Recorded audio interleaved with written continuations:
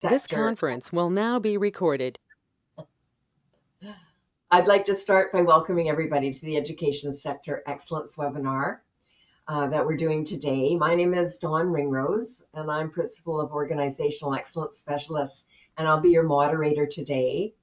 We're noticing a few familiar names in the audience, and there'll be more joining us as the hour and a half unravels. So we'll just kind of keep an eye on people as they're arriving.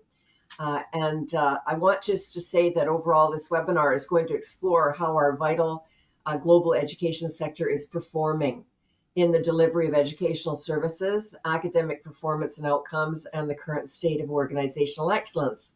We've got some interesting kind of sources of information that give us a pretty good read on the education sector. So we're going to talk about that and equip those of you who are interested in improvement in the sector with a tried and true formula to do that. As I said earlier, there's going to be ample time after the presentation to engage in question and answer and discussion. And I'll keep an eye on the chat feature here to bring those kind of questions that we have forward to the presenter. And of course, everybody's input is invited, because I know that we can always learn and share, and with the vast knowledge that we often have in these groups. So I invite you to do that. So our presenter today is Dale Weeks, and he's a registered organizational excellence specialist, and he's located in the United States. Dale first started out earning his BSc in mathematics and an MBA in finance, so he's a real numbers guy.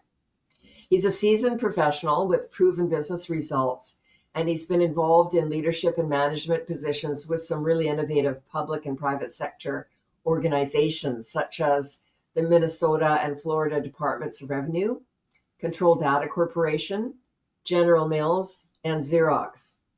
He's been a volunteer and a consultant, and he's served on the board of the Global Benchmarking Network. And he's always had such a keen interest in raising the bar of excellence for the education sector. He rolls up his sleeves and really dives into that on a local and regional level, as well as on an international level. So he's going to have a lot to share with us today that'll draw on that sort of experience. And one of our associates is here today too, Bill Horniak. He's a longtime experience in the education sector, real hands-on practical experience. And he also has some wonderful qualifications, in lean and so forth. And he uses this in his work in the education field to help organizations run more efficiently and effectively. So with that, I'm going to turn it over to Dale to start the presentation. And then we'll just wait until after the presentation to engage in Q&A. Thank you. Okay, Dawn, thank you very much for that brief introduction. Welcome again to everyone for showing up today. We're going to talk about and speak about excellence in the education sector. Now, the education sector we're defining into two areas. One is K through 12, as it's known in the United States. It may have a different designation in other countries, as well as higher education. So excellence in the education sector, we're going to share a simple, straightforward approach that help you determine the current state, whether you're thinking in terms of a K through 12, whether it's a school that you have attended, a school that perhaps some of your family is going to, whatever the case may be, what's the current state of excellence there? How do you compare to others? How do you compare to another school in the same jurisdiction you are, down the street, down the state, within the state, within your jurisdiction? How do you compare to others? And what can you do to improve your performance going forward toward your desired vision, where you want to be in terms of performance in the education sector? That's what we're going to be talking about today. Okay, why are we doing this today? Why education now in 2023? Many of us have been around, and whether it be institutions that we've attended, we are alumni, whether it's K through 12, whether it's higher education. Why are we doing it today as an important, vitally important issue? Education is important because when you look at some of the items on here, and I would put this in the context as you look at some of these bullet items, think in terms of a specific country. In my case, I've had an opportunity to visit the country of Japan. My wife is from Japan. I have visited 8, 10 times. And you think of Japan in terms of their post-World War II period. They were destroyed as a company, decimated. And one of their emphasis they put on in the late 40s after World War II, in the 50s, was education. Education to grow their society. So think in terms of a specific country or a specific state and look at this in the context of what does education do for you? It equips citizens to be aware of their world, brings economic growth and opportunity, clean and healthy environment, poverty, break down barriers. I'm sure many of you today could add more items here, but it plays a crucial role in developing a society, informs people about their basic rights, makes them aware of their potential, breaks down barriers of gender. We've heard a lot in recent days and months here in the United States about access to education, creates a pool, and this is more directly of prepares them for the job market and all of what we're seeing regarding artificial intelligence and so forth, stimulates innovation and creativity, helps create a just society. So I could go on, but these are some of the factors associated with why we're placing an importance within our OES organization on the education sector. So continue as we go through this today. Think in terms of what education can, should, or would do for your jurisdiction, for your country, and for a planet as a whole. So in that context, 3 burning questions. What is your current state? If you're think of this in terms of a specific school, maybe you've got a school down the street where you're interested in. What is the current state? How well is that performing? How do you compare, as I mentioned earlier, to others? And what can you do to strengthen it? How do you set a direction in place? So these are the 3 burning questions that we're going to talk about in the hour or so that we're with you today. So what is your current state? Now this slide just presents some of the players involved. Are you a college? Are you a student? Are you a university? I've invited some of our major players in our university here where I sit in the United States, in the state of Minnesota. We have a major university called the University of Minnesota. So if you're a leader of the University of Minnesota, what is your current state? Not necessarily just in terms of enrollment, but in terms of outcomes and results. So think in terms of whether you're a K through 12 school, maybe you're a school district, maybe you're like Bill here, who has been in administration in K through 12 school system. What is your current state? How well are you doing and what needs to improve? So that's the context here. Now, how do you begin to determine what is your current state? You start by looking both internally and externally. For those of us that have been fortunate to work in organizations where we've done what's called a strategic plan. If you're looking out for the next 3 to 5 years, you want to do what's called an environmental scan, where you look internally and externally and things that will impact your organization. Internally, how well are you doing? How is your governed? What is your, if you're doing a K through 12 system, what is your Board of Education? How is it run? Leadership. How are they appointed? How are they managed? How are they assessed? Customers, employees, how well do you treat your teacher? Work processes. So you want to look internally in terms of strengths and weaknesses that you have within your jurisdiction in your organization. That's the internal side. Then you look externally. We can examine what's called a SWOT analysis: strengths, weaknesses, opportunities, and threats. Opportunities and threats. Political, depending on where you are in the world. Economic. We've had changes. We've had changes um, with our health system in the last few years. Social, technological, whatever those external opportunities and threats happen to be. And look internally, encourage us to focus on the country as a whole, establish a baseline. That's the current state of where we are today, and begin you a process to set goals and objectives and so forth as we consider our future state. Now, we have an organizational excellence framework, which I'll talk about in a few minutes, and a chapter on leadership. And that environmental scan is part of that. And there are other sources associated with doing an environmental scan. That's what we're going to do. Now, in today's session, we're going to talk about how do you compare? What are the sources you're going to use when you start looking outside your organization? 3 valuable sources that I'll be talking about today. These are just 3. There are others that you could consider. But these 3 we're going to be talking about allow us to better understand our current state and how we compare. First is something called the Social Progress Index, or the Social Progress Imperative.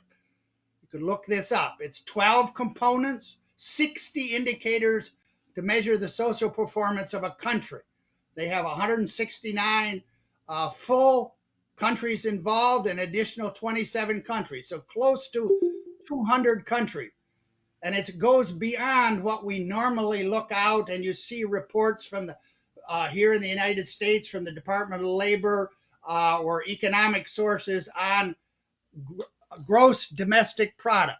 This social progress index has been around for about 10 years now. It was established by one of the major professors at the Harvard Business School, Michael Porter, and it begins to look at social progress beyond economic. So you can look at the top G20 or the G7 countries that are ranked in terms of economic performance. The Social Progress Index looks at it in terms of social progress, and 60 indicators are measured. We're going to just isolate education today, but there are others. Another source, a very valuable source, called the Organization for Economic Cooperation and Development. They do look at GDP on a per capita basis, similar to what started on the SPI and beyond, but they reveals how a country uses its resources. But they've also done, in the last, again, 10 to 15 years, a look at educational progress on a global scale at the K through 12 level and higher education. It's what they call education at a glance. So again, you can go to 50, 60 countries across the world, and they do assessments of K through 12 system, how they're doing in terms of proficiency in an area that I'm close to, STEM, science, technology, engineering, and mathematics, or you look at reading, writing, those kind of things. That is what the OECD does. It allows to look at our education system. And then the third source, and that's what our organization is about, the Global Excellence Index. We're looking at similar industry and category breakdowns for organizational excellence, the principles, the best practices associated with, and we'll talk about that. So that's the 3 sources, and we're going to use those to assess K through 12 and higher education performance, and then identify priority areas, an action plan to go forward. So this is the basis by which we're presenting a foundation for beginning your comparative analysis. So let's talk a little bit about this Social Progress Index. Leaders in every sector. It's been around for 10 years. Countries use it. Some in the United States, they've even, SPI in the last 3 to 4 years or more, have got it down to a city level. So you can compare cities. How well is a city doing? Not just in terms of jobs, but in terms of education, in terms of startup performance. So this SPI uses 12 components, 60 indicators over about 200 countries. It gives a good picture of how people across the world are living, what are their needs, and provides an indication what happens to improve. And you'll see some of the results in a moment. But this year's index, just to give you some highlights, you can find these, you can get to it at your leisure after this session. But this year's index highlights interesting trend throughout the world in the last 10 years has improved by, in their determination, about 5 points. In the past 5 years since 2017, the rate of progress in all of these areas has slowed by almost in half. When you look in terms of things like COVID causing a slowdown, risk of climate change, economic turbulence, political change, we're going through some of that here in the United States. One of the biggest concerns is a major decline in personal rights, what you're able to do as a citizen. That has declined 5 points or more. Widespread decline in 111 countries, as SPI calls it, walking backwards from where they were 12 years ago. So this is Social Progress Index, very valuable to look at where you stand. Now let's specifically drill down to where that stands in terms of our education sector. Here's the results from the SPI from 2011 to 2022, and you can readily see what's getting stronger and weaker. I've highlighted here access to education. It's gone up during this 11-year period by 5 points as they define it. We won't spend time going into that, but that's their approach. And you see some of the other areas. Access to information and communications gone up quite a bit. You would expect that with the value of the internet. But access to advanced education has gone up a little bit. But let's take an example. The one we're going to use today is compare the United States to India on access to advanced education. Now, their definition of access to advanced education is, do people have access to the world's most advanced knowledge? We're in a global environment. We have things like the internet available. We have sharing going on in various levels. So let's look at the United States versus India. The United States, its rank is number 2 in terms of access. You would think it'd be number 1, but some of the European countries are doing quite well there. When you've got United Kingdom, where there is Oxford and Cambridge universities and so forth. But just take the United States, and they're number 2. But if you take India, access to advanced education, they rank globally 92. 92 in terms of that. So you just see a gap there, and you can do comparisons country by country on these areas as part of the SPI. But it gives you an idea of where you are. And each country, and you can break this down, as I said, you can break it down. SPI is now getting to the point where they can do it city by city. Compare where I sit here in Minneapolis, St. Paul, compared with San Diego, compared with Chicago, compared with LA in terms of access to education, along with these other areas. So that's what the SPI is about. It's part of your external survey. Education at a glance, the OECD. Let's take some of that. It's a good source and data around the world. It provides the information on K through 12 system as well as higher education. On the output of these institutions, they've done a lot in this area. I could show with you, I have a book written a few years ago on how to build a 21st century school system. OECD did it several years ago. Very valuable resource in terms of where do we stand in comparison of country by country. So let's look at some of the results on Education Advance. We will also look at critical thinking, what they started again about 10 years ago. OECD started an effort to look at critical thinking. Think in terms of higher ed. When a student enters the higher education system, has certain capabilities. When that same student leaves 4 years later, if they're getting a 4-year degree, what are they able to do? And I'll give you some of their results in a moment. But the OECD has looked at both the K through 12 system and our higher education. Let's look at some of the results. Here we are with what they call in the OECD world the Program for International Student Assessment. The last full assessment they did was 2018. This is just a quick look at worldwide ranking, an average score of mathematics, science, and reading. A test done in nearly 80 countries of 15-year-olds' performance on mathematics, science, and reading. Look at the ones at the top. The United States is not there. They're about 20, 25. You got China, Singapore. Singapore as a country did not exist in 1965. It was formed as a spin-off, as I call it, from China in 1965, 66. Their prime minister then did some of the stuff that I do, benchmarking, went around the world and said, gee, what role does education play? Singapore is now number 2 in terms of these PISA results. Estonia, a satellite under the former Soviet system. You've got Japan. I mentioned that at the beginning, where they were in terms of the post-World War II period. South Korea, North America doing well here with Canada. Finland, a lot of the Scandinavian countries. Ireland, United Kingdom is down here close to the top 10. But you don't see any United States here. Why? Because where I sit here, and just to take an example of where I sit here in the United States, the state of Minnesota, the 2 major cities here are the city of St. Paul and the city of Minneapolis, called the Twin Cities.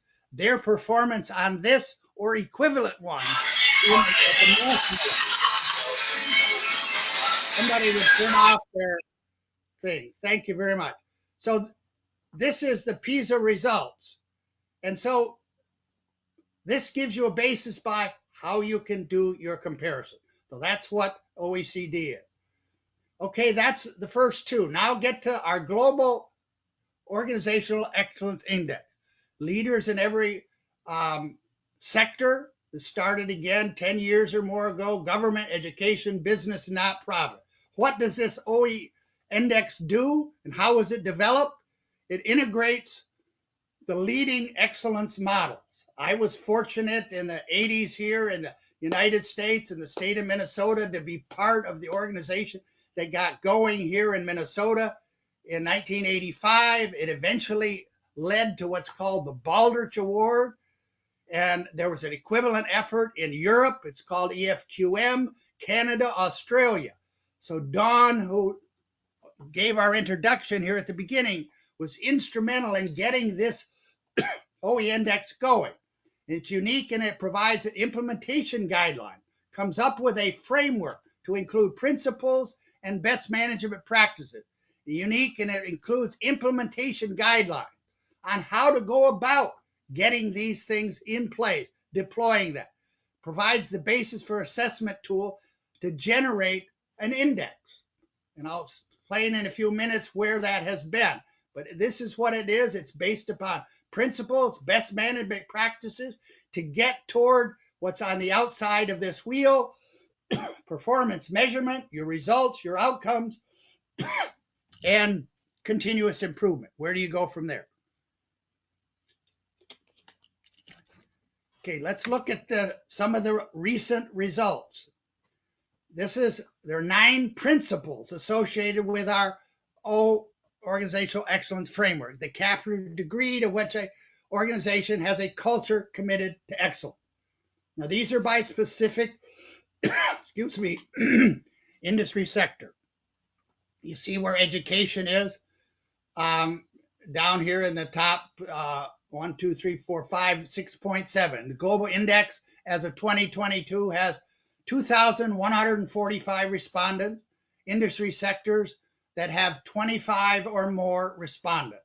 So this represents what our results have been. The rating scale in terms of these principles, we'll go over those later during the question and answer if you'd like.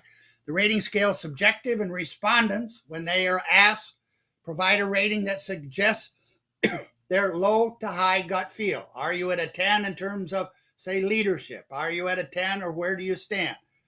And the education sector here, 6.7, medium to high, 6.1 to 8. So education is moving along, but lots of room for improvement.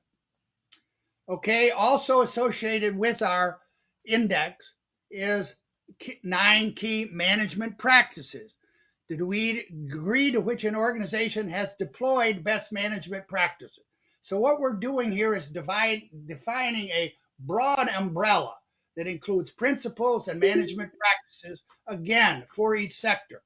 Respondents, in this case, in terms of the best management practices, use an objective scale that depicts the degree to which the practice is good approach, and it means that you're trying it, but it's actually been deployed. So it's not just a subjective factor. Well, I think we're there, but give me some information in terms of how it has been deployed throughout your organization.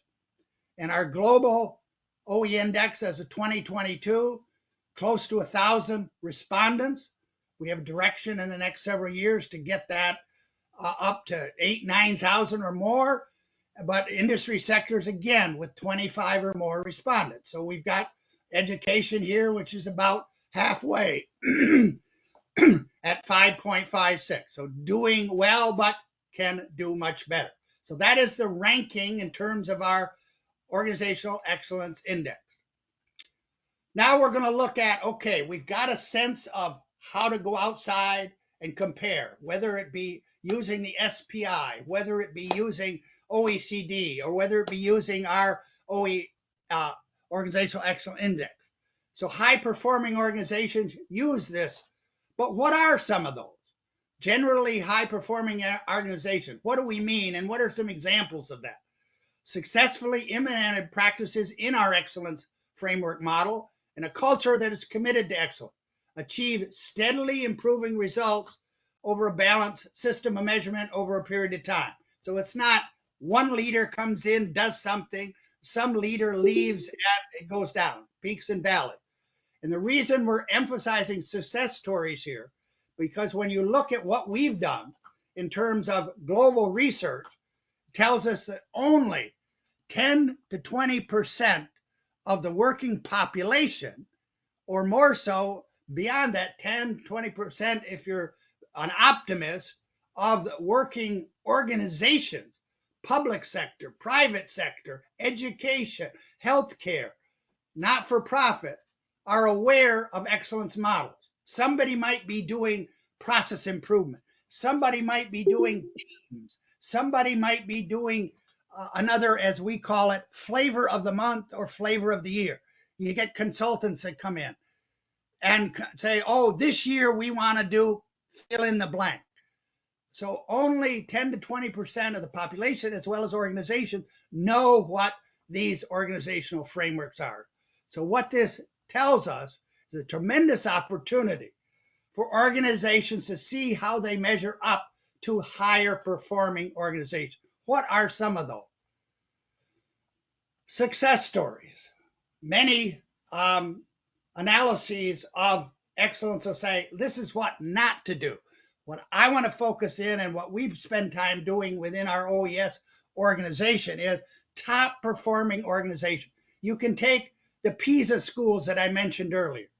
You can take Finland. You can take Japan. You can take Singapore and look at specific schools. And these organizations are more than willing to share what they've done on what they've done to improve. And as I said in terms of the book here, how do they pay their teachers at the K through 12 level compared to your organization? So you've got PISA schools across the world, top performing, and they're all publicly available information. There are web stories. There are, YouTube stories out there and presentations on OECD PISA schools. Baldrige Excellence Award winners at both the K through 12 and the higher ed level. However, I can probably count on maybe my two hands, maybe at 2 hands and a half, 10 to 15 organizations.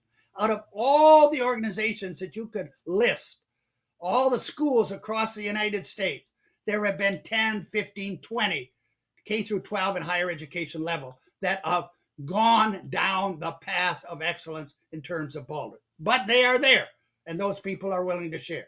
There are other excellence award programs at the higher education level. I shared this with some of you in the last week. There's a higher education institution in Indiana called Purdue University. Recently, the 10-year president of Purdue University, Mitch Daniel, he just left. But he is one organization that I have been able to find that has not in 10 years raised their tuition. And they've got, 30, 40,000 students. Where I sit here in Minnesota, the University of Minnesota has raised, as far as I know, their tuition every year for the last 10 years. So there's excellence in terms of higher education. World regions, top K through 12. There are conferences going on, on a regular basis. I participated in one in February of this year where they had 3, 4, 5 countries involved on education in the public sector. Where is excellence happening? There is a Center for International Benchmarking that is here in the United States called NCEE, National Center for Educational Excellence. It's there. It lists some of the schools that have won awards, and they take the data from PISA, but I would offer that many independent, separate schools do not know that this resource exists. That message is not getting out in the world of the K through 12 education. Here in the United States, there's been all kinds of studies since probably back in 1988, 89, A Nation at Risk. So there's all kinds of sources that you can go to find success stories. Those that have stepped out, those that are exceptional, those that are leading. That's where you learn, and that's where you determine what your vision is. So where do we go from here? What can you do? If you have an interest in a specific school, a specific sector, a specific country, wherever you happen to sit in the world, how do you begin to be one of those that's on that leadership path? Apply the organizational excellence framework. This is what we're offering today. It's a 3-step process for your educational institution, however you choose them, to become more high performing. This 3-step process will get you a start, provide an action-oriented report. You go in, do an assessment, complete the report, and receive the result. The report provides a summary of your ratings, similar to what I went over earlier, and an action plan for you to specify responsibility, timing, method, and cost. There's not a big cost involved here to do an assessment, to find out where you stand, where you could be going. The good news is most of this work involves people in your own organization taking responsibility for this, doing it, owning it, not depending on somebody from the outside, but depending on yourself to lead in that area. And we are available as part of our OES team to work with you, engage licensed professionals from around the world. We have, in terms of OES specifically, we have 30, 35 or more, but we have several hundred that are volunteers as part of our organizational excellence assessment. Going forward, I mentioned a number, 8,000 to 9,000 organizations we would like to be part of our database. And we've got several hundred. Dawn has worked with many across the world that are volunteers or otherwise involved with our OES organization. And what do? Once you've done an assessment, we have a turnkey toolkit to ensure a successful journey, and we can provide you with details on what that is. It's a framework, a publication, what these principles are, what these best practices are, a workshop series similar to what you're experiencing today, an assessment, automatic assessment reporting tool, train the trainer program. That's the toolkit. And then we collaborate with our alliances across the world. I am part of, as Dawn mentioned briefly in the introduction, something called the Global Benchmarking Network. 18, 20 or so organization or countries involved with Yes, education perhaps, but other sectors of the economy. So you go and find out, how do you make an inroads into some of those countries that are leading the world. There is an organizational excellence technical committee that Dawn has been working with over many years, since she started this 10 years or more. It's part of the American Society for Quality. So we're your partner in strengthening performance. And she has been asked to publish a chapter on organizational excellence for the Global Encyclopedia of Public Administration, Public Policy, and Governance. So our OS team is available to help you strengthen your performance. So that's our presentation for today. I'll turn it back to Dawn, and I'm available, Dawn, Bill, and others, to answer any questions you may have in terms of how do you get involved, how do you go forward, what some of the specifics are regarding the sources I presented, whatever you would like. Dawn, I'll turn it back to you. Okay, thanks very much, Dale.